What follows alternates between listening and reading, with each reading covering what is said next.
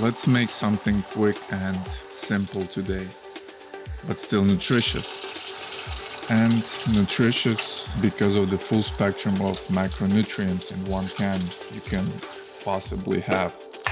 Fats, carbs, protein.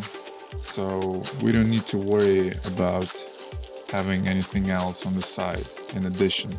It's completely enough. And you're definitely gonna feel light and energetic after this meal.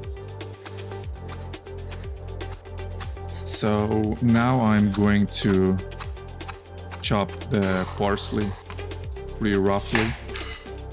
I will get somewhere around 1/4 of the onion sliced, and that will be added to the bowl and mixed with lemon juice.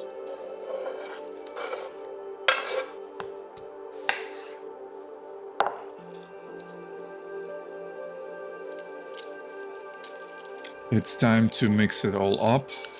Lots of lemon juice, as you can see, it makes it very moist. I'm adding extra virgin olive oil. Don't be afraid of olive oil. Add more, a little bit of black pepper and salt.